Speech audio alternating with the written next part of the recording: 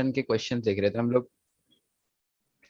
Proportion में जो है कुछ लोगों को मसला भी आया है। अब अच्छा मुझे पता चला है कोऑर्डिनेटर से कि भाई बहुत सारे लोगों को मसला आ रहा है। तो भाई मसला आ रहा है ऑन द स्पॉट बोलो। और अब यार देखो, और कुछ ये भी मसला आया है मुझे कोऑर्डिनेटर से क्यों पता चल रहा है, यही क्लास में बोलो भाई कि सर ये समझ में नहीं आ रहा है, ये हो रहा है।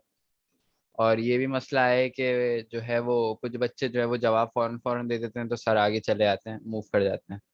तो भाई मैं जितना पॉसिबल होता है मैं उतना टाइम दे रहा हूँ कि आप लोग सॉल्व करो। जब भी मैं हर क्वेश्चन पे टाइम देता हूँ अच्छा खासा कि भाई ये है और इसको आप जो है वो सॉल्व करो। अच्छा लास्ट क्लास में हमने डायरेक्ट प्रोपोर्शन देख लिया था। इनडायरेक्ट प्रोपोर्शन में मैंने आप लोगों को प्रोपोर्शन में इतना नहीं बताया था।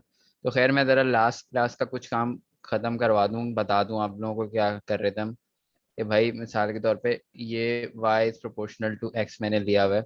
तो प्रोपोर्शनलिटी का साइन जब हटता है तो आपको पता है कि कांस्टेंट आ जाता है y इज इक्वल टू के एक्स। ये होता है डायरेक्ट प्रोपोर्शन में। मैं आप लोगों को वो करवा रहा था कि भाई डायरेक्ट किस तरह डिटरमाइन करें, अगर एग्जामिनर आपको k की वैल्यू निकालने के लिए डेटा ना दे तो फिर क्या करें।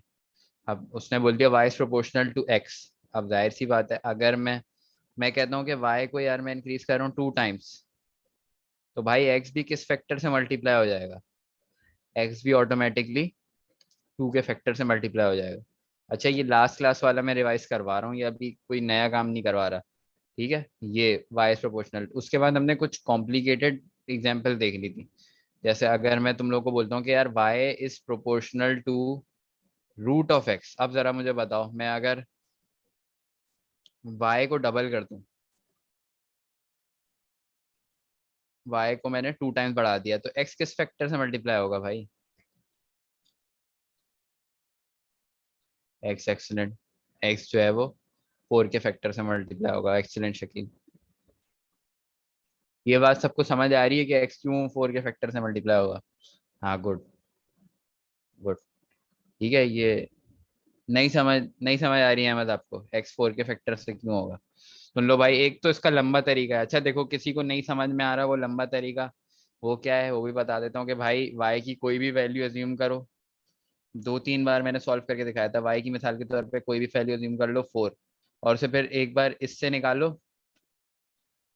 x, और फिर एक बार फिर ये वैल्यू अज्यूम कर लो कि भाई y की 2 बोल रहा हूँ 8, क्योंकि मैंने डबल करा है ना फैक्टर 2। अब ये एक तो ये तरीका, अब ये लंबा तरीका है यार, फिर वो निकालो फिर x की वो वैल्यू उसको सब्स्टिट्यूट करके वो बना के देखो, आंसर इससे भी आ जाएगा। लेकिन अब जरा देखो कैसे देखें। भाई देखो y के बढ़ने से क्या होगा, ये प्रोपोर्शनल रूट x का है।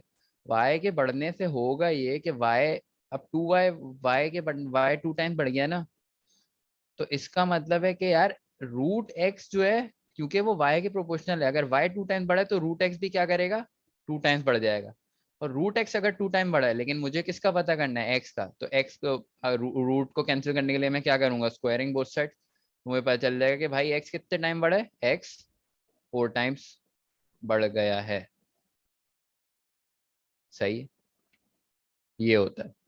अब अगर मैं इसी प्रॉब्लम में तुम लोगों को बोल दूं कि भाई y जो है वो क्या हो गया, हाफ हो गया, मतलब 1/2 के फैक्टर से मल्टीप्लाई हो गया, तो x के साथ क्या होगा भाई, x के साथ क्या रिजल्ट आएगा।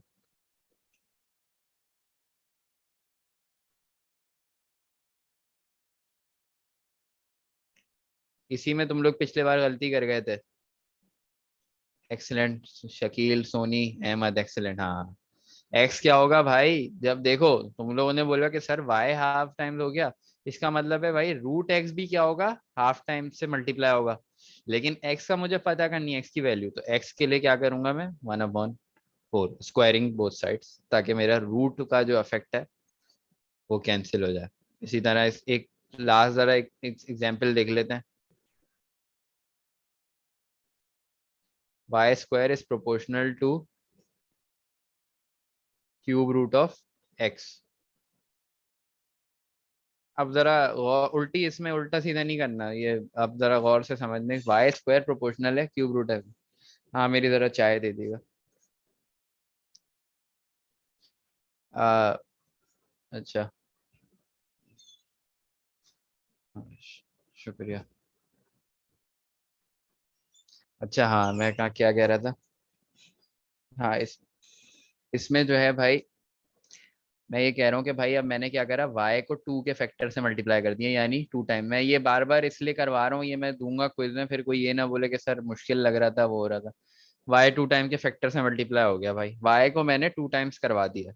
यार x पे क्या इफेक्ट आएगा, सोच के बताना। अभी इसकी हम इनवर्स वाली रिलेशन भी देखते हैं पहले जरा, लेकिन ये देखो, सोनी, मौजम, अक्सा सब कह रहे हैं कि सर x 64 टाइम्स, और ये 8 टाइम कौन बोल रहा है? अच्छा, असगर कह रहा है कि 8 टाइम, बाकी मेजोरिटी जो है। अच्छा, मुकीम कहाँ है भाई, मुकीम गायब हुआ है क्लास से। 1/64 नहीं, 1 अपॉन नहीं ना, यही तो, एक सेकेंड अब जरा। वन में कैसे, अपॉन में कैसे आ गया भाई, अपॉन में नहीं आएगा, टाइम वो स्ट्रेट मल्टीप्लिकेशन में आएगा। अब जरा देखो,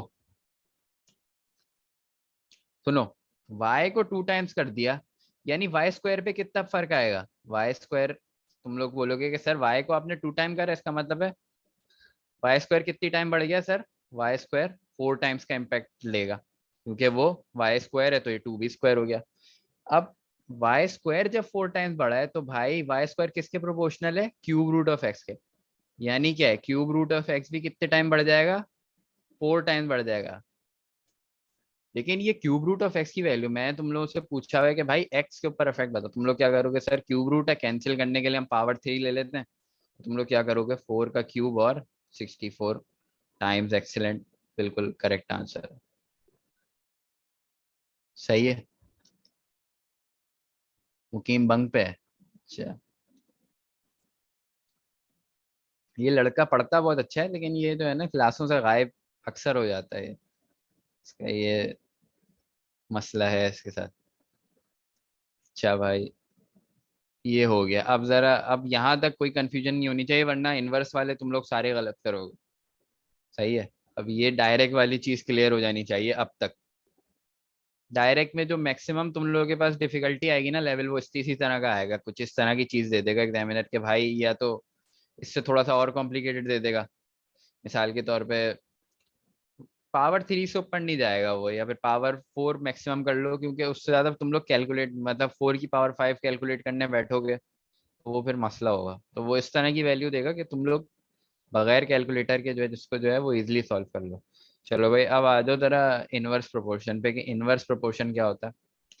अच्छा, कभी कभार ये भी आ जाता है, ये भी पहले बता दूं कि भाई अभी तक हम लोग पढ़ रहे थे डायरेक्ट प्रोपोर्शन। डायरेक्ट प्रोपोर्शन का जो ग्राफ होता है ना बेटा, तो अभी जरा मैं एक एमसीक्यू देख रहा था, सुन लो बात।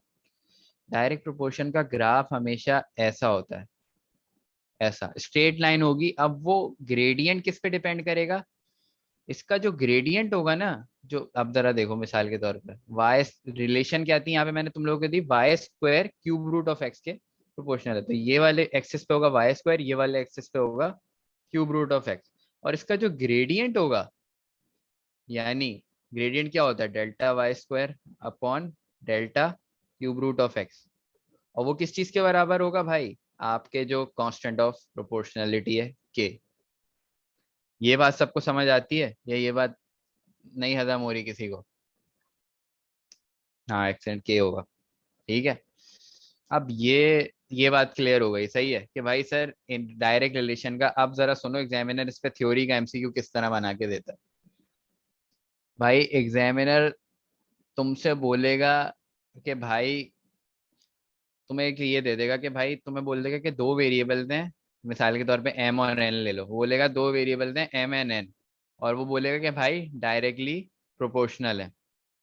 अब वो तुम लोगों को दे देगा 4 ऑप्शन, सही है, बहुत सारे ऑप्शन दे देगा कि भाई क्यों डायरेक्शन प्रोपोर्शनल है। एक में देगा कि मिसाल के तौर पे ऑप्शन ए में उसने लिख दिया कि क्योंकि इनका ग्राफ क्या है, स्ट्रेट लाइन ग्राफ है।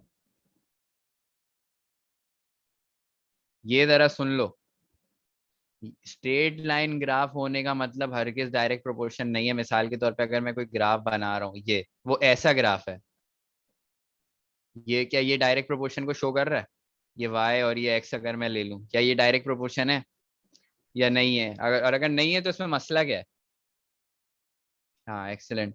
अच्छा, बिल्कुल बिल्कुल अहमद, एक्सेलेंट एक्सेलेंट, यही इसका रीजन है एग्जामिनर तुम लोगों को एक ऑप्शन ये देगा कि स्ट्रेट लाइन ग्राफ है तो इसलिए प्रोपोर्शन है, दूसरा वो बोलेगा कि भाई straight line graph from the origin. ठीक है, तो ये वाली कंडीशन भी सेटिस्फाई होना जरूरी है। सही है, 0 0 से जो चीज स्टार्ट होगी वो डायरेक्ट प्रोपोर्शन में, वरना कैंसिल हो जाएगा बेटा, वो उसका वो बात नहीं आएगी। सही है,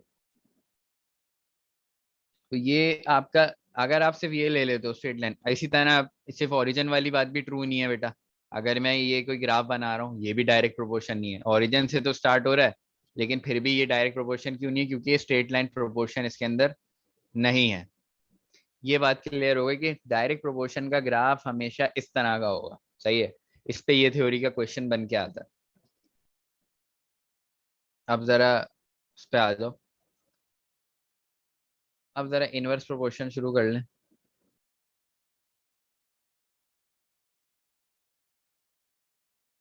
ठीक है, अब इनवर्स प्रोपोर्शन में भाई सबसे पहले तो ये समझ लो कि यार इसका ग्राफ कैसा होता है। सुन लो अब, एक बड़ी इंपॉर्टेंट बात सुनना, एग्जामिनर इसमें बड़ा ट्रिक करता है।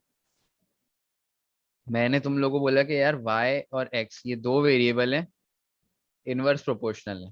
सही है, इनवर्स प्रोपोर्शन में। सही है, अब जरा देखो, और अब मैंने ये ग्राफ बना रहा हूँ उसका। अब जरा ये शेप सब याद रख लेना बेटा, इस पे क्वेश्चन आता है फिर ये ना हो कि सर अब ये कैसे हो रहा है सर ये। बेटा इसको ये छोड़ दो, इसके पीछे की साइंस क्या है ये तुम लोग को पता होने की जरूरत नहीं है, इसके पीछे थोड़ा सा एडवांस कैलकुलस बेस्ड रीजन है। उसको छोड़ दो कि क्यों ये इस तरह से इसका ग्राफ आ रहा होता है। ये इस तरह का ग्राफ होगा। सही है, कर्व होगा, डाउनवर्ड स्लोपिंग होगा, तीन चार इसके वो हैं कर्व। इसके जो सिग्नेचर पॉइंट्स है ना वो है डाउनवर्ड स्लोपिंग,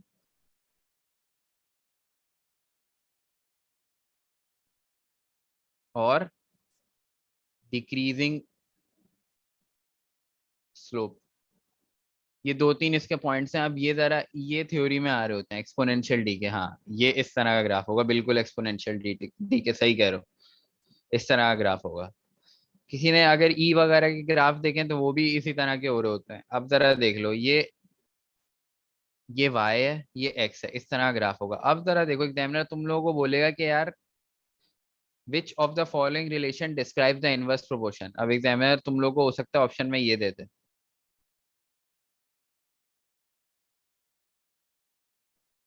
क्या ये ग्राफ सही है? ये स्ट्रेट लाइन कंसिडर करो, क्या ये ग्राफ सही है या फिर ये गलत है? अगर सही है तो ये क्यों सही है, और गलत है तो क्यों? ये समझने की कोशिश करो बेटा, ये इनवर्स प्रोपोर्शन की सारी बेसिस नहीं है सही, नहीं है सही।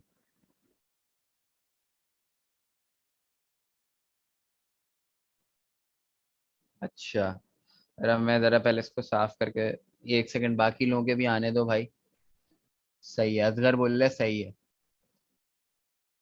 राव अब्दुल मुइज सही है, आधे। अच्छा, मौजम राव अब्दुल मुइज। भाई अब जरा फिर से जवाब दो, मैं जरा फिर से बना रहा हूँ, तुम लोग पहले समझ लो, उल्टे सीधे तुक्के लगा रहे हो। ये एक लाइन है, मैंने ये ग्राफ बना दिया, इनवर्स प्रोपोर्शन में है y और x। मैंने y और x को मैंने ना उल्टा करके बना दिया। क्या ये ग्राफ सही है? स्ट्रेट लाइन और स्टार्टिंग फ्रॉम ओरिजिन। 1/x लिखा है हाँ मैंने। देविका शकील सब बोल रहे हैं कि सर नो नो नो, कोई इनको सही है। अच्छा, मौजम बोले सही है, और कौन है? मारवी सब कह रहे हैं नो। और किसी को जवाब देना है? नहीं, ये मे बी वाली कहानी नहीं करो। असगर बोल रहे सही है। ठीक है भाई, ये असगर और मौजम ये दो बच्चे बोल रहे हैं सही है, और ये ग्राफ बिल्कुल सही है। एक्सेलेंट बेटा, असगर और मौजम, ये ग्राफ बिल्कुल सही है। यहीं पे आके एग्जामिनर आपको थ्योरी में ट्रिक करेगा बेटा। बस यही तो गेम है। अब इसका रीजन क्या है बेटा, वो प्लॉट करके आप देख लो। एक्स के इनवर्स प्रोपोर्शन का ग्राफ स्ट्रेट लाइन आएगा। देखो दोनों चीजें उल्टी हैं ये। अब जरा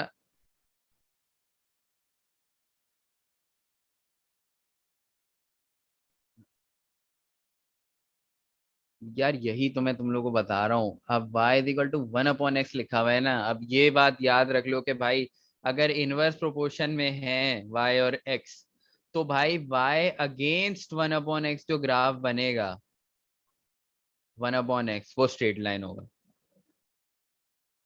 चाहो तो कोई कैलकुलेटर से किसी का क्लासेस वगैरह है तो वेरीफाई कर लो, उसके अंदर एक टेबल का फंक्शन होता है क्लासेस कैलकुलेटर में, साइंटिफिक कैलकुलेटर में, उसमें इक्वेशन फीड करो, ग्राफ बना के देख लो। y/x इनवर्स प्रोपोर्शन में ये स्लोपिंग ग्राफ आएगा। लेकिन सरप्राइजिंगली बच्चे कंफ्यूज क्या करते हैं कि सर ओरिजिन से तो पास हो रहा है, लेकिन ये स्ट्रेट लाइन वाला चक्कर नहीं समझ आ रहा हमें। तो बेटा ये फैक्ट है, इसको याद कर लो, इस पे समझने की जरूरत नहीं है। अगेन इस पे लिमिट्स और कैलकुलस वाला चक्कर लग रहा है कि क्यों ये ऐसा हो जाता है, लेकिन ये है। अब ये फैक्ट है, इसको याद कर लो, ये मेमोराइज कर लो कि अगर इनवर्स प्रोपोर्शन है तो इनवर्स को देखो हमने डायरेक्ट में कन्वर्ट कर दिया ना। देखो लॉजिक क्या है, देखो यहां तक तुम लोग बोल रहे हो कि सर y और x क्या है, इनवर्स प्रोपोर्शन है, सही है। इनवर्स को डायरेक्ट में करने के लिए क्या करूं, y को अगर मैं प्लॉट कर दूं 1/x के, तो अब ये डायरेक्ट में कन्वर्ट हो गई है। समझ लो, इस चीज को समझ लो कि भाई ये इनवर्स रिलेशन थी, ये कन्वर्ट हो गई डायरेक्ट में।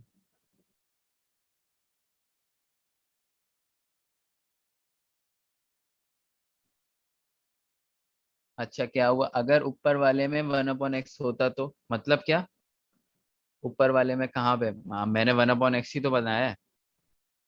नहीं इसमें बोल लो, इसमें कैसे 1/x होगा।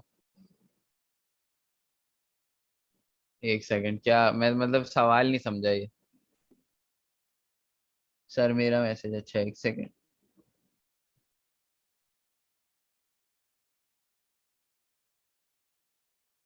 देखता हूँ भाई। सर अगर नीचे 1/x हो और कर्व ग्राफ हो तो डायरेक्ट प्रोपोर्शन होगा। नहीं बेटा नहीं होगा। डायरेक्ट प्रोपोर्शन की दो शर्तें हैं, एक ओरिजिन से पास होना और दूसरा क्या है। अच्छा इसमें वाई, ये इनवर्स ग्राफ में जरा एक और चीज सुन लो, inverse graph never touches axis. अच्छा ये एक्सिस लिखा है मैंने, एक्सिस का मतलब प्लूरल ऑफ एक्सिस, सही है। ये ना एक्स एक्सिस को टच करता है ना ये वाई एक्सिस को टच करता है, इसकी खास बात ये है। ये अब किसी को मैं फिर अगेन वही लिमिट वाला कॉन्सेप्ट आएगा, बेटा ये अप्रोचिंग टू जीरो होता है लेकिन ये जीरो नहीं होता। ये बात समझ आ रही है किसी को, ये एक्स अप्रोचेस टू जीरो है लेकिन ये एक्स जीरो नहीं है। अब किसी ने अगेन फिर क्या नाम है ये, किसी को किसी ने अगर लिमिट्स का कॉन्सेप्ट पढ़ा है तो उसे समझ आ जाएगा। ठीक है, तो अब किसी ने नहीं पढ़ा लिमिट्स का कॉन्सेप्ट, दफा करो, कोई जरूरत नहीं है पढ़ने की, बस ये चीज याद रख लो कि भाई ये। हाँ बिल्कुल, क्योंकि डायरेक्ट प्रोपोर्शन है उसका, तुम 1 करके बना दो तो वो, हाँ सही कह रहे हो। अगर y और x डायरेक्ट प्रोपोर्शन है तो अगर y और 1/x का बना दो तो वो इस तरह का ग्राफ बन जाएगा, बिल्कुल ये इनवर्स वाला, सही है। तो भाई ये जरा याद रखना, ये कभी भी एक्सेस को टच नहीं करता, और यही सब चीजें तुम लोग को थ्योरी में पूछ ली जाती हैं जिसमें तुम लोग मेजोरिटी गलत करके आ रहे हो। तो इनवर्स का ग्राफ उल्टा बनेगा तो वो डायरेक्ट में कन्वर्ट हो जाएगा, सही है। ये बातें समझ आ गई, अब जरा सुन लो। अच्छा इनवर्स में एक जरा गेम है। अब कोई गेम नहीं है, जिसको डायरेक्ट समझ आ गया ना वो इनवर्स के ठकाठक सॉल्व करके जवाब दे देगा। अभी देखो मैं क्वेश्चन दे रहा हूँ भाई, देखो क्वेश्चन ये, दो वेरिएबल हैं ए और बी, इनवर्सली प्रोपोर्शनल। अच्छा ये इनवर्सली प्रोपोर्शनल रिप्रेजेंट इस तरह होता है, सही है। इनवर्सली प्रोपोर्शनल है भाई ए और बी, सही है। मैं ये बोल रहा हूँ कि भाई ए को मैंने 2 के फैक्टर से मल्टीप्लाई कर दिया, 2x कर दिया, बी के साथ क्या हो जाएगा। बी 1/2 के फैक्टर से मल्टीप्लाई हो जाएगा, बिल्कुल, बहुत बिल्कुल करेक्ट आंसर है बी, 1/2 के फैक्टर से मल्टीप्लाई हो जाएगा। बस जो डायरेक्ट में काम करते हो वही काम करना है। देखो अब इसका रीजन क्या है, ये क्यों, अब जरा इसका रीजन बहुत सारे लोगों को समझ में नहीं आ रहा होता कि सर रीजन क्या है, ये इस तरह क्यों हो रहा है कि एक बढ़ रहा है तो एक कम हो रहा है। नहीं नहीं नहीं नहीं, 2b क्यों भाई, नहीं राव, 2b नहीं, 2b रॉन्ग आंसर है। फिर से जरा बेटा, इनवर्स का क्वेश्चन है ये, 1/2b, हाँ, नहीं है। अब जरा बहुत सारे लोगों को देखो, इनवर्स अगर डायरेक्ट कंसिडर करो, देखो डायरेक्ट में ये इक्वेशन होती है, सबको पता है, सही है।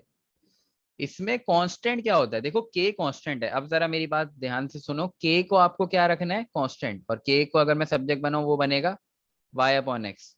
तो अब जरा देखो, क्यों उसमें बढ़ाने से बढ़ता है और घटा कम करने से कम होता है डायरेक्ट में। देखो अगर मैं y को 2 टाइम्स बढ़ा दूं, अगर मैं x को ना बढ़ाऊं, तो भाई मेरे कांस्टेंट की वैल्यू चेंज हो जाएगी, जिसकी वजह से क्या है, प्रोपोर्शनैलिटी गई, गायब।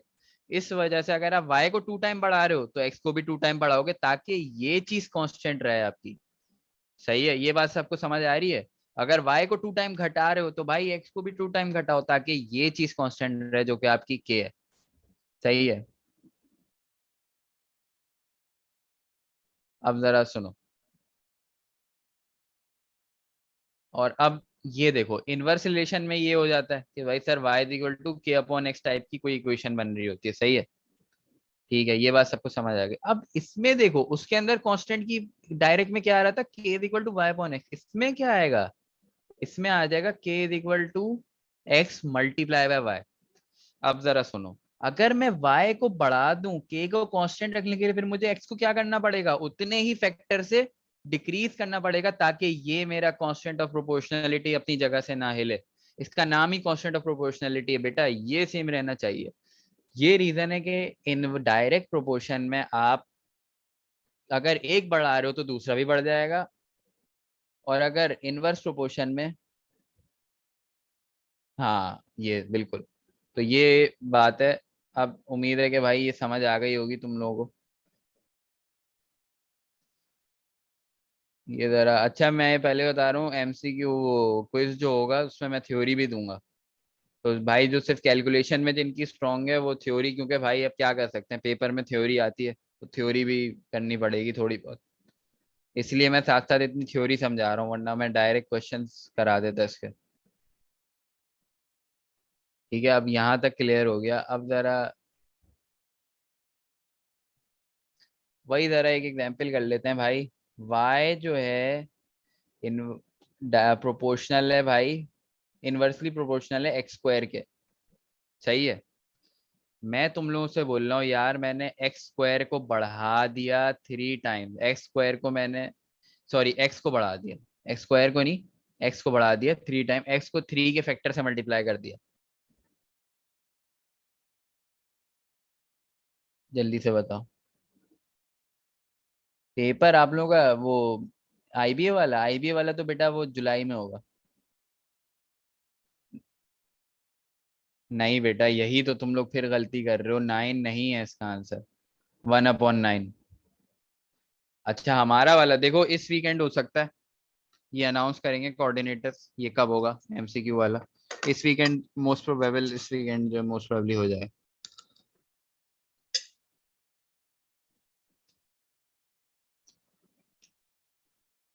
3 कैसे आ रहा है भाई, 3 किसका आ रहा है ये। बेटा प्रोपोर्शनैलिटी दूंगा, और वो जो वर्ड प्रॉब्लम्स किए गए ना वो दूंगा, जो अभी रिसेंटली वर्ड प्रॉब्लम्स किए थे हम लोगों ने, वो दूंगा, और थोड़े बहुत लोगैरिथम्स दूंगा। 3 टॉपिक्स दूंगा।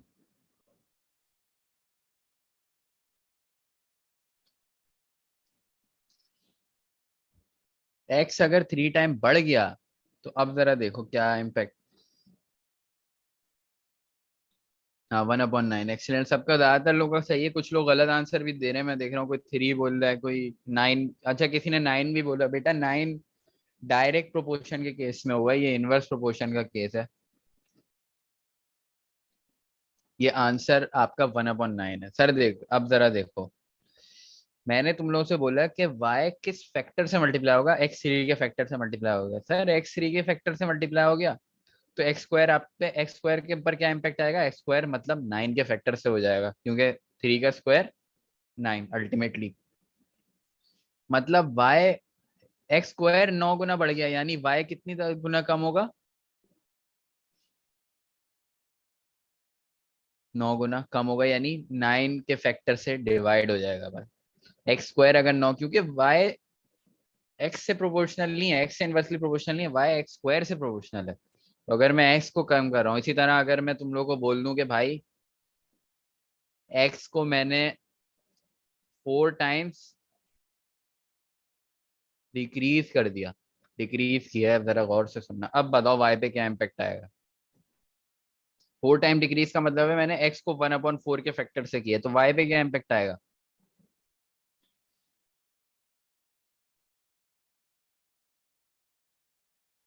नहीं, बिल्कुल नहीं।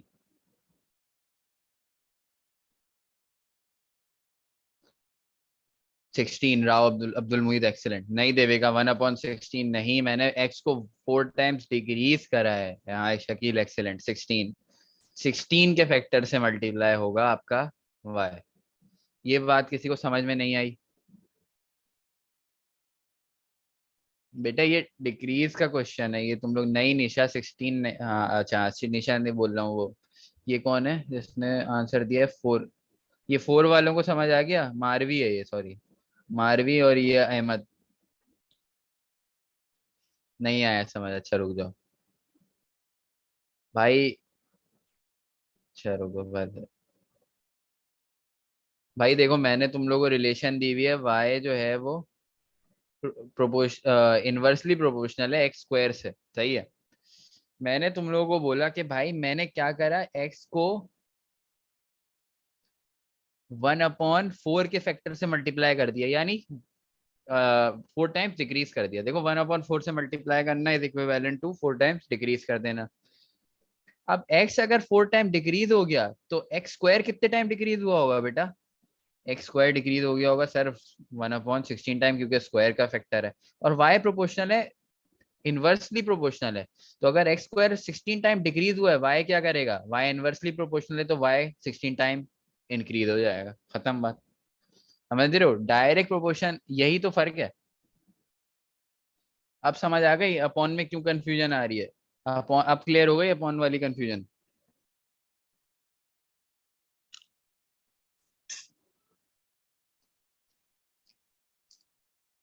ये इनवर्स प्रोपोर्शन है। चाहे इसी में अब इनवर्स प्रोपोर्शन में थोड़ी बहुत वैसी प्रॉब्लम्स भी देख लेते हैं कि भाई वो थोड़े से जो कॉम्प्लेक्स प्रॉब्लम्स हम लोगों ने करी थी।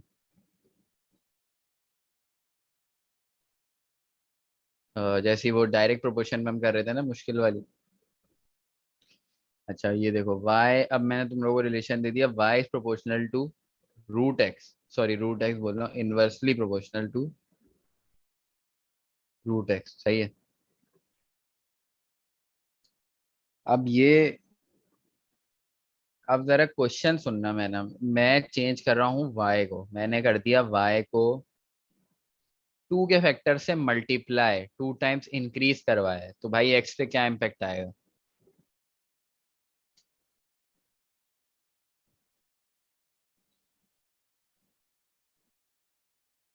नहीं नहीं नहीं, गलत। 1/2 नहीं। नहीं,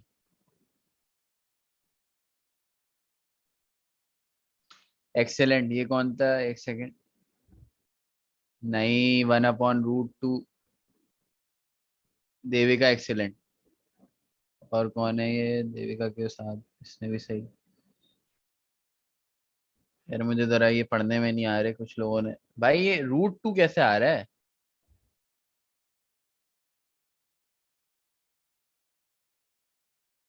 Laiba Ashraf excellent, Devika excellent.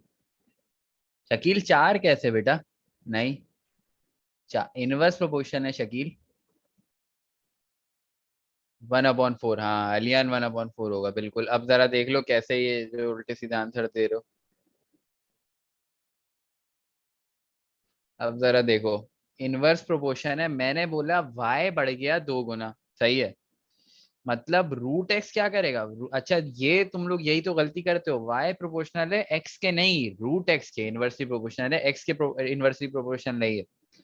y 2 गुना बढ़ गया तो रूट एक्स क्योंकि इनवर्सली प्रोपोर्शनल है, तो वो क्या करेगा, 2 गुना कम हो जाएगा, यानी 1/2 के फैक्टर से। अब मुझे रूट एक्स का तो मैंने तुमसे पूछा ही नहीं, मैंने बोला एक्स पे क्या इम्पैक्ट आएगा, तो बस कैंसिल करने के लिए क्या करोगे, स्क्वायर लोगे तो फिर स्क्वायरिंग बोथ साइड करोगे तो फिर ये एक्स इज इक्वल टू 1/4। अब क्लियर हो गया ये।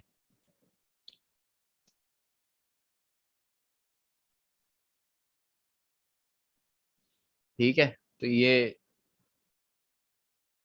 देखो, अगर तुम लोग की स्पेकुलेशन स्ट्रांग है ना, तुम लोग डायरेक्ट बता दोगे सर ये डायरेक्ट इस तरह से वो, ये वाले प्रॉब्लम में ये आसानी है, वर्किंग करने की जरूरत ही नहीं है, स्पेकुलेशन करो, डायरेक्ट जो है आंसर दे सकते हो इजिली, कोई इसमें ऐसी रॉकेट साइंस। बस एक एक ही इसके अंदर साइंस है कि भाई तुम लोगों को प्रोपोर्शनलिटीज काम कैसे करती है वो समझ आ जाए, कि भाई कोई चीज किस तरह से पावर में किस तरह से इंक्रीमेंटेशन होती है, तो वो समझ आ गई तो तुम लोग हर किस्म का प्रॉब्लम। अब जरा मैं कर रहा हूँ यार, मैंने एक्स को मैंने कर दिया भाई 4 टाइम्स इंक्रीज, इंक्रीज करा है, 4 के फैक्टर से मल्टीप्लाई करा है, वाई पे क्या इम्पेक्ट आएगा?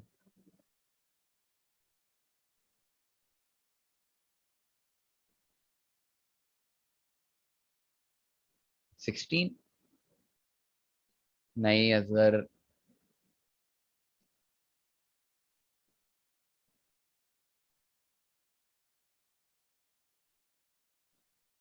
1/√4, हाँ देविका एक्सेलेंट, 1/2 अब्दुल्ला बिल्कुल, अब्दुल मुइज। एक सेकंड, और कौन है? 1/√4 बिल्कुल सही, यानी 1/2। सही कह रहे हो। अब जरा कैसे, ये देखो, एक्स 4 गुना बढ़ गया, यानी रूट एक्स के साथ क्या हुआ होगा भाई? वाई प्रोपोर्शनल रूट एक्स के है, तो रूट एक्स बेचारा, क्योंकि वो एक्स रूट हो रहा है तो वो 2 गुना 2 गुना बड़ा होगा, अब वो 2 गुना बड़ा है, वाई उसके इनवर्स प्रोपोर्शनल, तो वाई बेचारा हाफ हो गया होगा अपनी ओरिजिनल वैल्यू से। ये क्लियर हो गई चीज सबको? और ये इनवर्स और डायरेक्ट का डिफरेंस दिमाग में रखना है, ये वाली गलतियां नहीं करना कि इनवर्स के उसमें डायरेक्ट। अच्छा ये वाला दोबारा बता दो, अच्छा बता दो। अच्छा, एक और चीज बेटा, एग्जामिनर आपको ऑप्शन कि उसमें डायरेक्ट वाला ऑप्शन, देखो इनवर्स के क्वेश्चन में ना डायरेक्ट प्रोपोर्शन में जो आंसर आ रहा होगा ना वो आंसर भी होगा, समझ रहे हो मेरी बात?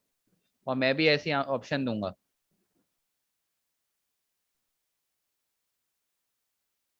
बेटा इसका सबसे सिंपलेस्ट मेथड मैं आपको ये सिखा रहा हूँ, इसका एक और सिंपल मेथड ये है कि भाई आप, अब जरा,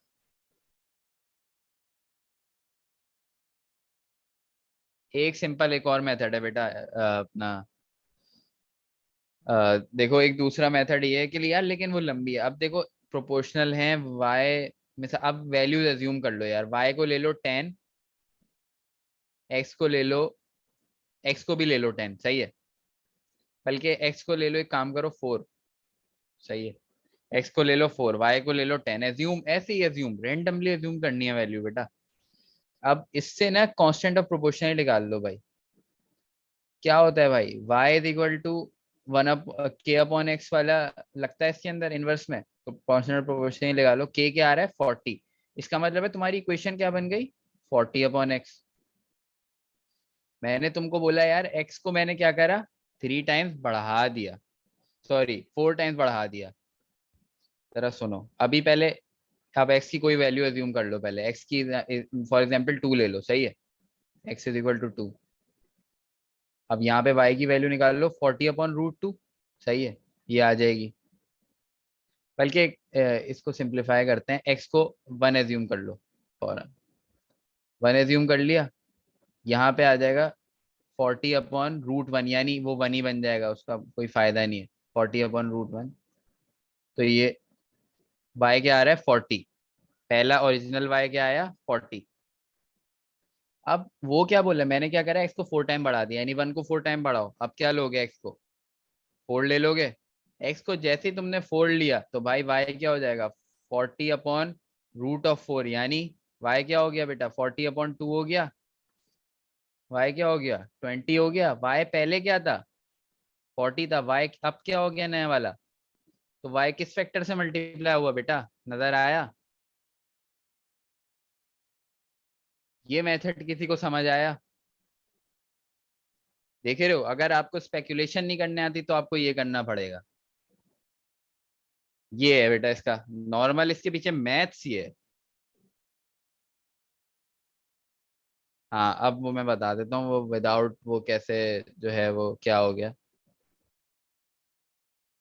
अब ये एक तो ये मेथड हो गया, अब ये देखो, ये वैल्यूज एज्यूम करना, ये आप लोगों के पास इतना टाइम नहीं होगा बेटा, तो ये मैं इसको जरा जो है ना, मैं बहुत ज्यादा स्ट्रांगली इस मेथड के अगेंस्ट हूँ, ये वैल्यूज वाले के अगेंस्ट। हाँ हाँ, आप कंफर्टेबल हो तो आप करो, वेल एंड गुड। कोई इस पे, क्योंकि एग्जामिनर सॉल्यूशन थोड़ी देख रहा है आपकी। अच्छा, बट थोड़ा लेंदी है। हाँ अब जरा देखो भाई, बगैर वैल्यूज के कैसे करना है भाई। y is equal to 1/√x था, प्रोपोर्शनल टू रूट। मैंने बोला x 4 गुना बढ़ गया, यानी रूट एक्स, x अगर 4 गुना बड़ा है तो रूट एक्स कितने टाइम बड़ा होगा? रूट एक्स बड़ा होगा 2 टाइम। ये बात क्लियर हो गई, क्योंकि भाई रूट ले लिया बोथ साइड पे, तो रूट रूट एक्स 2 टाइम। अब y इनवर्सली प्रोपोर्शनल है रूट एक्स के, अगर रूट एक्स 2 टाइम बड़ा है तो y बेचारा क्या हो गया होगा? 2 टाइम्स डिक्रीज। खत्म। समझ आई कहानी?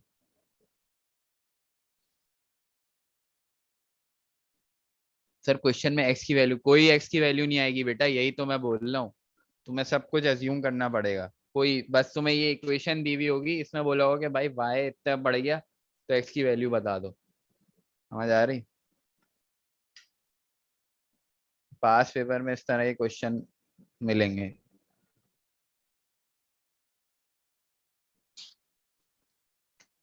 हाँ, जब भी तो मैं स्पेकुलेशन करा रहा हूँ।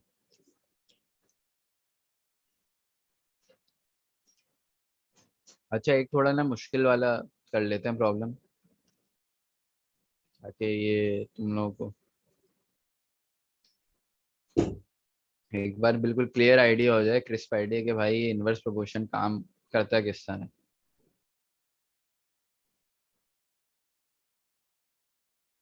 अच्छा, ये क्वेश्चन मैं इरेज कर रहा हूँ, ये क्वेश्चन अब मैं चेंज।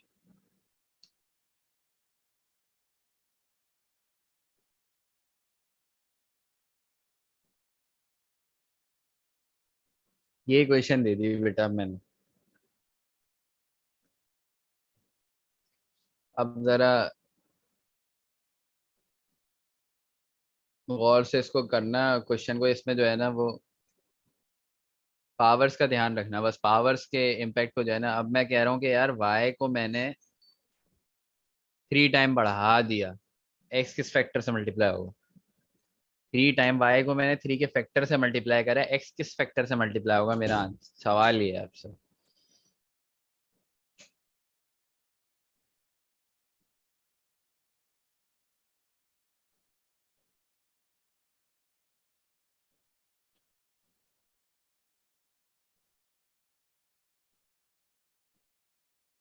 बिल्कुल देविका, एक्सेलेंट। इसका मतलब है देविका का कॉन्सेप्ट अब क्लियर हो गया। नहीं, शकील नहीं। बेटा डायरेक्ट प्रोपोर्शन नहीं है, एक सेकंड दे रहा है ये। नहीं, बिल्कुल नहीं देविका। शलीना 1/3 नहीं।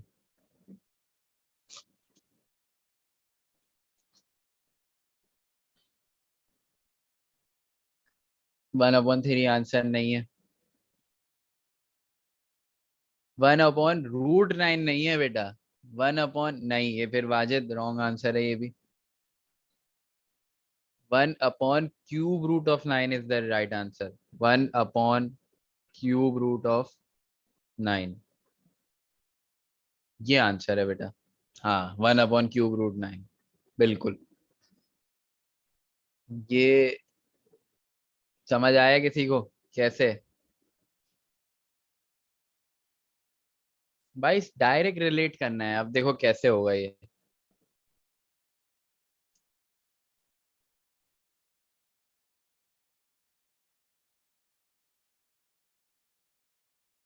हाँ बेटा, ये क्विज में मैं दूंगा ऐसे, कम से कम दो तो डायरेक्ट और दो उसके मैं प्रॉब्लम्स दूंगा।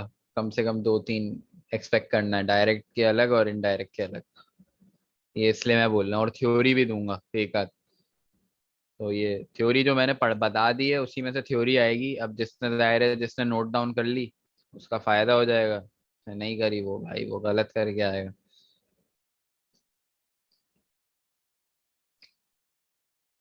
अच्छा भाई, ये जरा देख लो। अच्छा देखो, इस तरह के क्वेश्चन मैं इसलिए दूंगा क्योंकि भाई इसमें तुम लोग कैलकुलेटर भी नहीं यूज कर सकते। जिसका कॉन्सेप्ट होगा सिर्फ वही कर पाएगा भाई, 1/³ वरना इसमें कैलकुलेटर काम का है ही नहीं। अब ये जरा देखो वाई। अच्छा ये देखो, वाई पे मैंने 3 टाइम बढ़ा दी, यानी y² कितने टाइम बढ़ गया होगा? y² 9 टाइम बढ़ गया होगा। अब क्योंकि x³ जो है इनवर्सली प्रोपोर्शनल है, तो भाई y² अगर 9 टाइम बढ़ा है तो x³ क्या हो गया होगा? वो 9 टाइम कम हो गया होगा। भाई क्यूब का फैक्टर हटाने के लिए क्या लेते हो आप, क्यूब रूट लेते हो। तो 1 अपॉन, अच्छा वैसे तो ये टेक्निकली पूरे पे आएगा, लेकिन क्योंकि ऊपर 1 है तो 1 अपॉन क्यूब रूट ऑफ 9। सही है। ये इसका इनवर्स प्रोपोर्शन के क्वेश्चन में। अब इसमें ये डायरेक्ट वाले मैं दूंगा जिसमें कोई वैल्यू नहीं होगी, फिर तुम लोग जैसे करना करो, किसी को वो स्पेकुलेशन करनी है वो स्पेकुलेशन करे, किसी को जो है वो करनी है। अब जरा इसके जो वो एरिथमेटिक वाले कैसे प्रॉब्लम्स आते हैं रेशो के, वो देख लेते हैं। ये भी आएंगे बेटा, इसको भी जरा ये भी इग्नोर नहीं करना। देखो बेटा क्वेश्चन 8, अब ये तुम लोगों से इजीली हो जाना चाहिए ये वाले क्वेश्चन ना मेरे हिसाब से, क्योंकि तुम लोग अब वो क्योंकि तुम लोग एडवांस वाले करके आ चुके हो सारे। एक सेकेंड। ठीक है, तो अब ये जरा देखो क्वेश्चन नंबर 8, तक मैं जरा चाय भी खत्म कर लूं।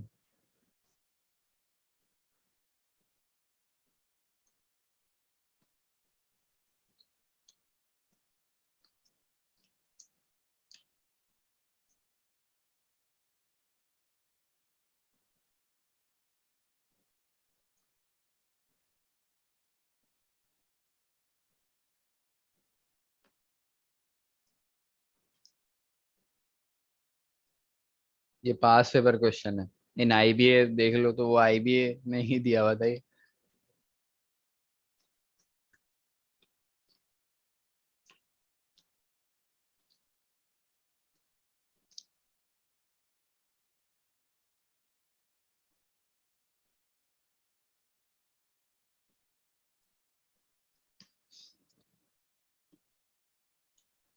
ये अच्छा बेटा, ये कुछ लोग कंफ्यूज हो रहे होंगे, ये कंप्यूटर्स। ठीक है।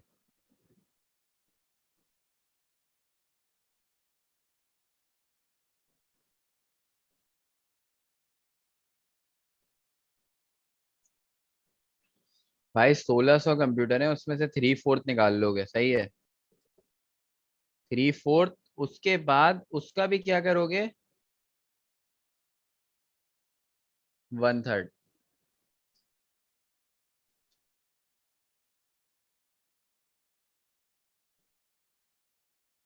समझ आ रही है कहानी। ये मैं क्या कर रहा हूँ, ये अच्छा ये जो मैंने कैलकुलेशन लिखी है किसको रिप्रेजेंट कर रही है। बी। 7/16, ये कौन कह रहा है भाई।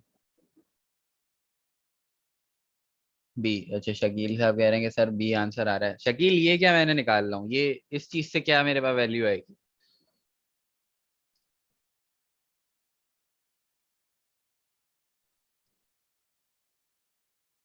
इससे कितने मैकबुक रिप्लेस हो रहे हैं।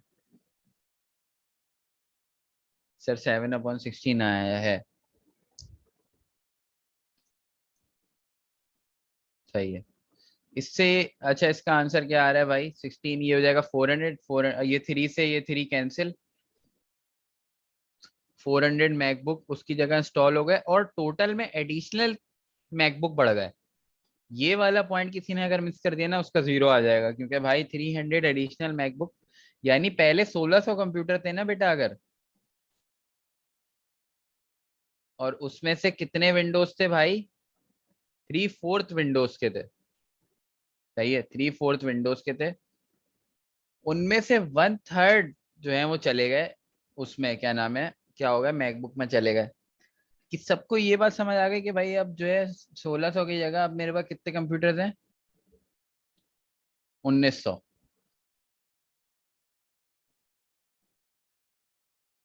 नहीं, ये एक सेकंड।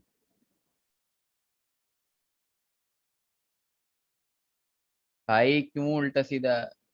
बेटा अब यही तो तुम लोग का गलत। नहीं बेटा शकील, मसला है ना, ये स्टेटमेंट क्या कह रही है, ये स्टेटमेंट क्या कह रही है मुझे ये बताओ। नहीं, नहीं तुम लोग गड़बड़ कर रहे हो।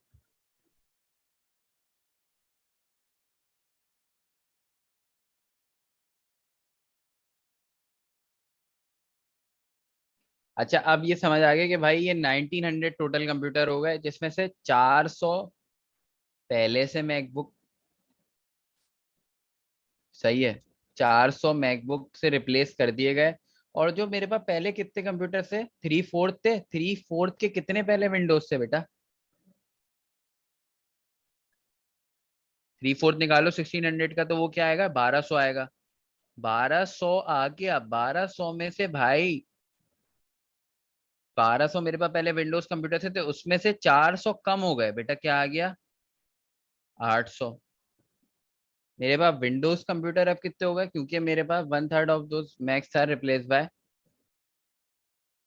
400 मैक्स से रिप्लेस कर देगा, सही है।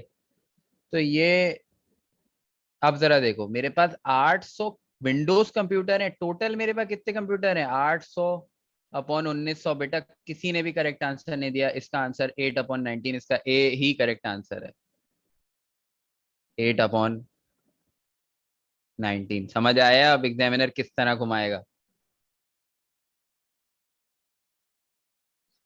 जी शकील साहब, एक सेकेंड। भाई सी मैंने कब बोला कि सी आंसर होगा? सी नहीं होगा सर। 1900 कैसे आया, 1900 इस तरह आया, 1900 ये वाली स्टेटमेंट से आ गया बेटा। उसने ये तो कहीं बोला ही नहीं है कि मैंने computer, number of computer same रखा हुआ है, उसने बोला 300 एडिशनल लगा दिए मैकबुक मैंने।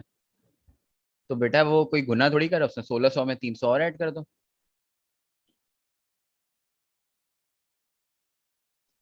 भाई छोड़ो इसको अभी, एक सेकंड जरा मैं पूरी सोल्यूशन मिटा रहा हूँ। तुम लोग एक बड़ी गड़बड़ कर रहे हो उसमें जरा।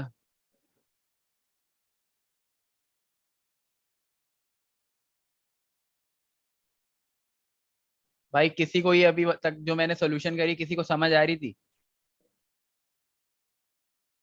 किसी को समझ समझ आ गई, बिल्कुल एक्सेलेंट। चलो शकील को आ गई है समझ। हाँ राव को भी आ गई है। अच्छा अब देखो, जिनको समझ, बहुत सारे लोग हैं जिनको मेजोरिटी समझ नहीं आ रही, सही है। अच्छा भाई 1600 कंप्यूटर हैं टोटल आईबीए के अंदर, है नहीं थे, सही है, 1600 कंप्यूटर थे, जिसमें से 3/4 विंडोज कंप्यूटर है।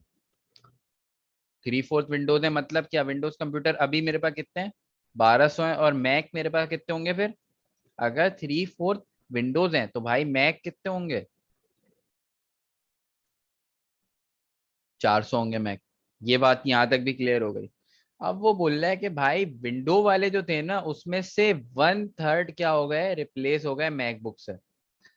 मतलब ये इसका 1/3 निकालो, ये 400 आएगा, और ये 400 मैकबुक से रिप्लेस हो गए। समझ रहे हो? अब मतलब मेरे पास विंडोज कंप्यूटर कितने बचे, 800 बच गए सिर्फ, क्योंकि 400 तो रिप्लेस हो गए मैकबुक से, 800 बच गए। अब मेरे पास वो क्या कह रहा है, 800 विंडोज कंप्यूटर आ गए, अब वो क्या कह रहा है, टोटल में उसने 300 एडिशनल मैकबुक्स इसके अलावा खरीद लिए। एक तो रिप्लेसमेंट ऑपरेशन हो, उसके बाद उसने 300 कंप्यूटर, तो भाई 1600 में भी क्या हो गए, 300 और ऐड हो गए। तो अब मेरे पास रेशो क्या बन रहा है भाई, इनकी वेट क्या बन रही है, 800/1900। जब आप जीरो को कैंसिल करोगे तो 8/19 इसका करेक्ट आंसर है। अब हो गया, अब अब तो आ जाना चाहिए समझ। गलती तुम लोग वही जो 300 वाली स्टेटमेंट है ना, उसी में मैं गलती कर रहा हूँ।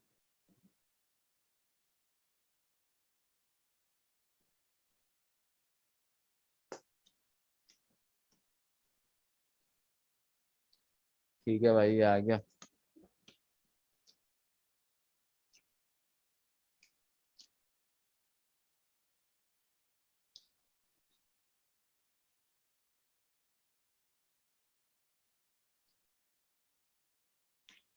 बताओ भाई।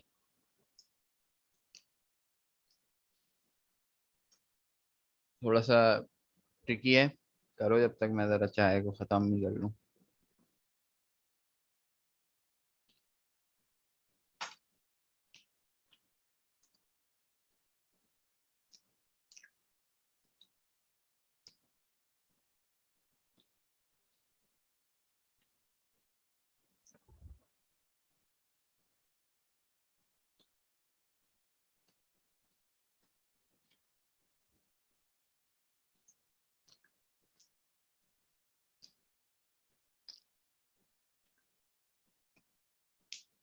किसी ने किया भाई सॉल्व?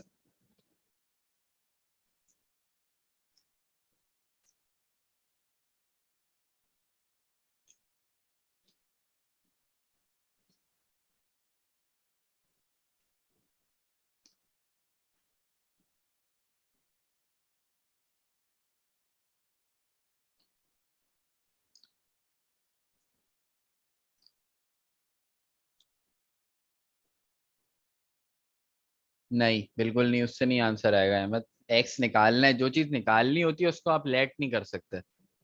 ये हमेशा रूल याद रखो।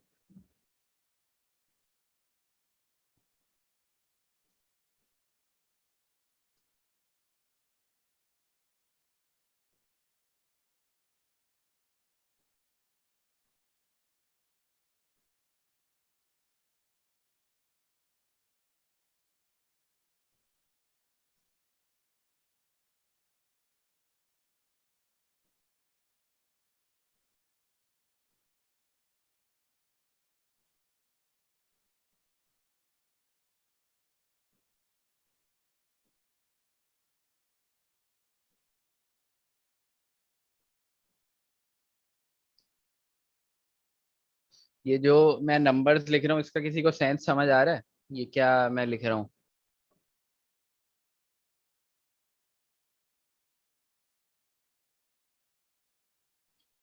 15/40 कैसे आ रहा है भाई?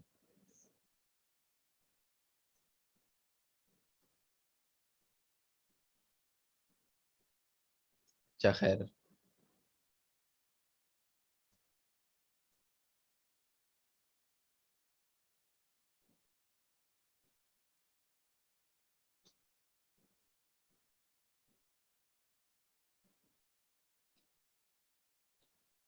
तो मौजम बोले सर 138 आंसर आ रहा है, चलो देख लेते हैं इसको। अच्छा एक सेकेंड।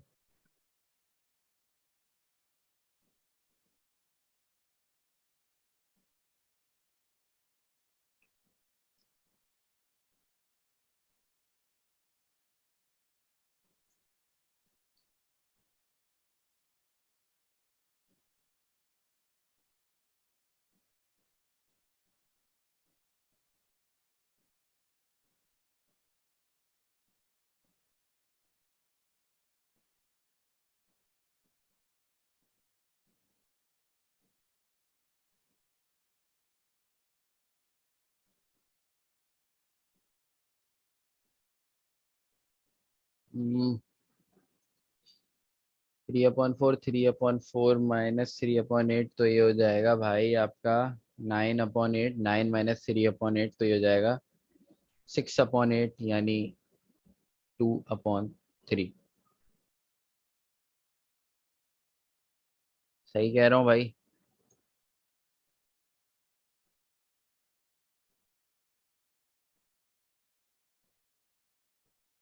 हम्म, इसका निकालो भाई, क्या आ रहा है यार ये? अच्छा खैर, इसको अगर मैं 130, देखो 130 भी तो, अबे 130 भी तो नहीं आता। अच्छा खैर, 138 × 3 होगा आपका 130, 260, 260 और 390, 390 +24। ये आ जाएगा 414। 390 + 24, 414 आ जाएगा। 414 को डिवाइड बाय 2 करो। अ, एक सेकेंड, क्या गड़बड़ कर रहे हैं हम लोग? 1 - 1/4, मैंने रेशियो सही निकाले। 3/8, 1/16। अच्छा, on the third day you read the last 138 pages of the novel. अब तुम्हें ये पता करना है कि भाई लास्ट डे का रेशियो असल में है क्या। देखो, टोटल नॉवेल का तो रेशियो 1 होगा। पहले दिन तुमने पढ़ी 1/4 ऑफ द नॉवेल, यानी 1/4 पढ़ ली तुमने। उसके बाद on the second day you read half of the remaining pages. Remaining pages कितने होंगे बेटा? 1 - 1/4 और उसका भी हाफ। सही है। Half of the remaining pages पढ़े। रिमेनिंग पेजेस 1 - 1/4 होंगे। तो ये 4 - 3, हाँ ये 3/4 आ जाएगा। 3/8 हो गया ये। On the third day you read the last 138 pages. सही है। 138 138। अच्छा एक और जरा बात इसमें, एक सेकेंड कहाँ पे, अब आ रहा है। अच्छा जरा सुनो अब ये,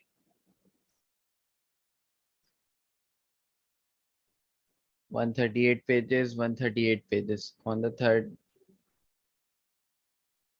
अच्छा अब जरा सुनो तो,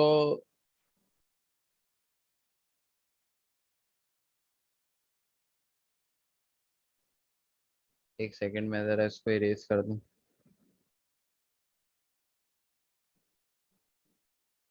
तो 138 इंटू टू क्या होता है भाई, ये होगा 260, बल्कि 260 नहीं, 276 होगा। 276 को मल्टीप्लाई करो 3 से और डिवाइड बाय 4, तो इसमें क्या आएगा, एक सेकेंड।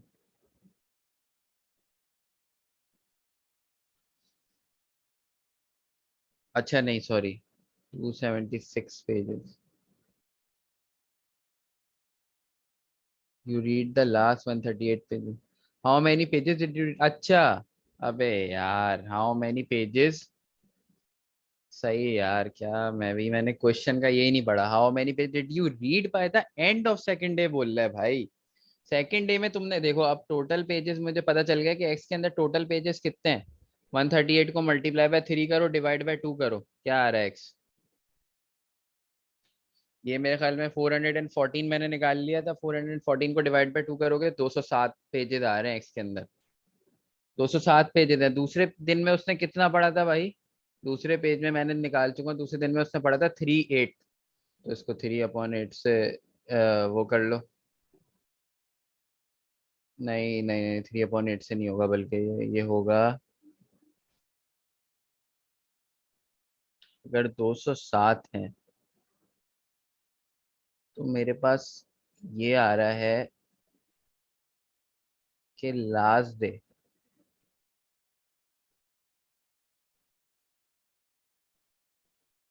सेकेंड,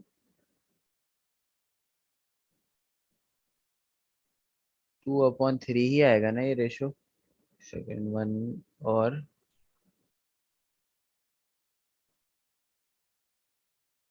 अच्छा 202 टोटल भी हैं, तो बेटा उसको फिर तुम क्या करोगे, मल्टीप्लाई बाय 3 डिवाइडेड बाय 2। 202 को भी करो,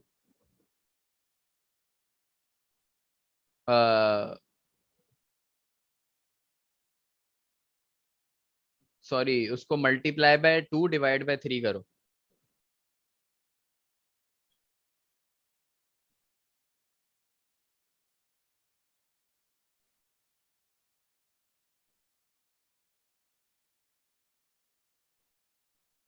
अच्छा एक सेकेंड,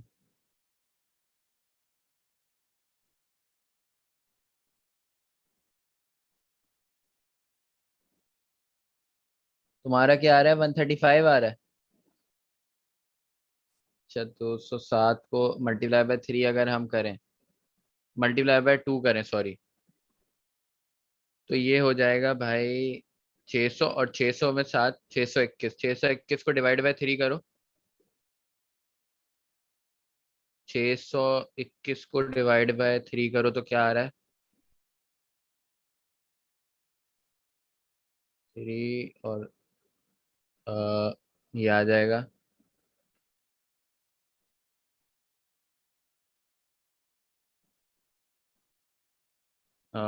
621। अच्छा इसको जरा हम 200, तो भाई मल्टीप्लाई बाय 2 डिवाइड बाय 3 करना था यार, अजीब। अच्छा 207 को मल्टीप्लाई बाय 2 करो तो ये 414, 414 को डिवाइड बाय 3 करो। 414 को डिवाइड बाय 3 करोगे तो भाई ये 3, क्या आएगा, ये 313 आ जाएगा ना, 39, 39, और फिर ये जो हमारा 3 है सेकंड, 3 13 39, और ये फिर 2 जो है हमारा इधर कैरी हो जाएगा, और 3, और ये 24 है तो 3 8 जा, तो भाई हाँ 138।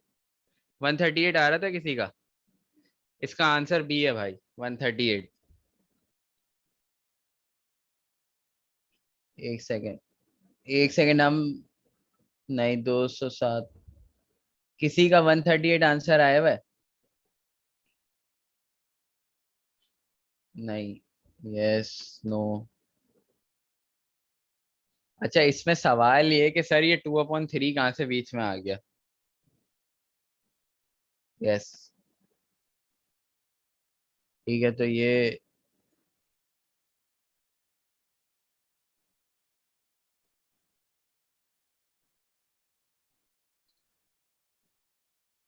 हाँ बिल्कुल, वो थर्ड डे और सेकंड डे हमने सेम ही पेजेस करे।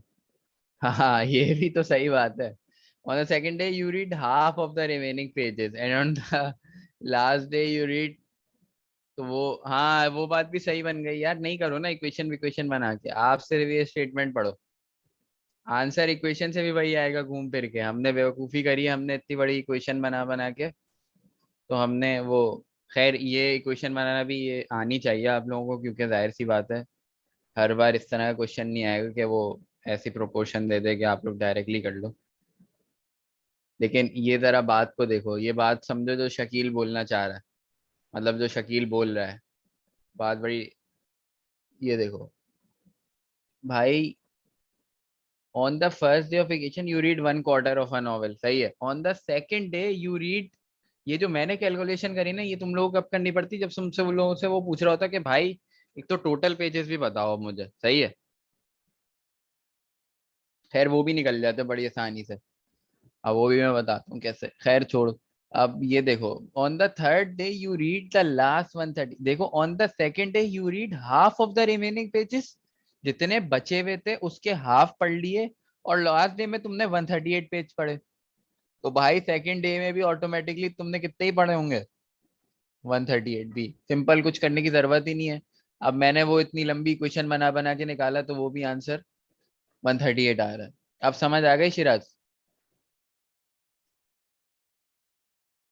बेटा टोटल जिसने 202 निकाले थे वो गलत है, 207 है टोटल पेजेस। टोटल सबको निकालना समझ आ गया?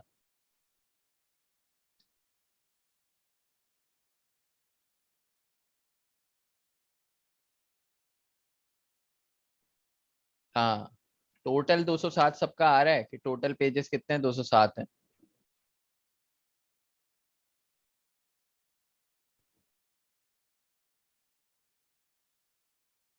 सॉरी। अच्छा। नहीं भाई, ये देखो तुम लोग फर्स्ट डे के, जरा ये स्टेटमेंट पढ़ो। On the second day you read half of the remaining pages, जितने पेज बचे हुए उसके हाफ पढ़ लिए, और थर्ड डे को तुमने आखिरी के 138 सारे के सारे पढ़ लिए, सही है। तो भाई हाफ तुमने सेकेंड डे के बचे हुए थे वो पढ़ लिए, तो ये दूसरा हाफ ये होगा ना। तो अगर 138 पे थर्ड डे को पढ़े तो 138 सेकेंड को ही पढ़े होंगे। खत्म हो गई बात। ये इसका कहने का मतलब ये है कि भाई ये 138, भाई इसके टोटल नंबर ऑफ मुझे जरा निकाल के बता दो, वो क्या टोटल नंबर ऑफ पेजेस कितने हैं बुक में, वो जरा निकालो।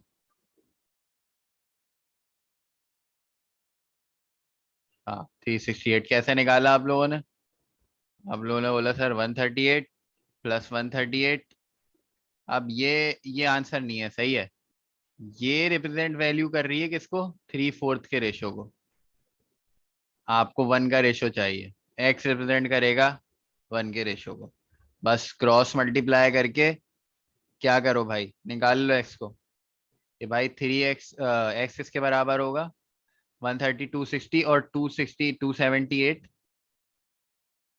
Multiply by 4 divided by 3। सबको ये टोटल की कैलकुलेशन समझ आ गई?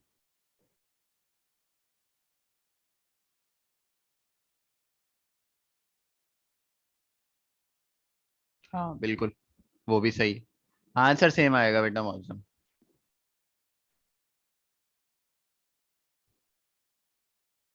But but by the way second day में पहले दिन के भी ऐड होंगे। मतलब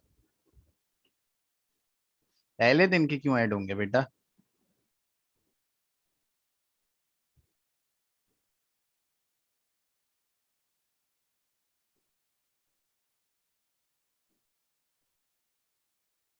एक सेकंड, ये कौन बोल रहा है भाई?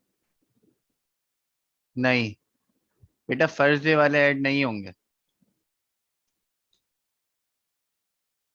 बेटा रिमेनिंग पेजेस हैं ये बात, ये इसको जरा ध्यान में रखो। हाँ, सेकंड डे को उसने half of the remaining pages सबका, ये पहले तो टोटल आ गया ये वाला, ये टोटल जितने पेजेस आ रहे हैं स्टेटमेंट में, by the on the second day you read half of the remaining pages, कहाँ लिखा हुआ है? बाय कहाँ लिखा हुआ है?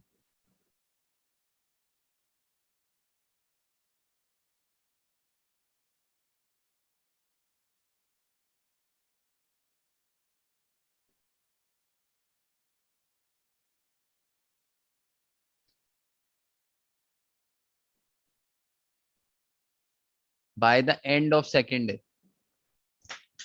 नहीं बेटा इसमें, अच्छा हाँ ये भी बड़ा अच्छा क्वेश्चन है कि सर ये क्यों ऐड नहीं होंगे फर्स्ट डे वाले। By the end of second day बेटा, वो अगर देखो, हाँ ये कंफ्यूजिंग स्टेटमेंट है, उसकी बात सही है। By the end of second day उसमें ऐड होने चाहिए उसूलन, लेकिन अगर वो बोले कि by the end of first 2 days, अगर इस तरह से वो देगा तुम्हें, तो फिर समझ जाना कि बेटा वो दोनों, हाँ उसकी बात सही है, वो एक तरह से सही बात कर रहे हैं, लेकिन बेटा ये है, अब इसको फ्लॉ कह लो क्वेश्चन का या ये कह लो, तो ये एक डिस्क्रिपेंसी कह लो, लेकिन ये है, इसका आंसर 138 ही है। तो शकील सही कह रहा है, क्योंकि अगर मैं 138 प्लस 138 वो करूँ तो फिर वो कोई ऑप्शन सही आएगा नहीं ना। अच्छा चलो भाई, ये लास्ट क्वेश्चन कर लो, फिर ये बाकी सारे तुम लोग ट्राई करना, ये हो ही जाएंगे तुम लोगों से, इतने ज्यादा कोई प्रॉब्लम नहीं है। क्वेश्चन 17 देख लो।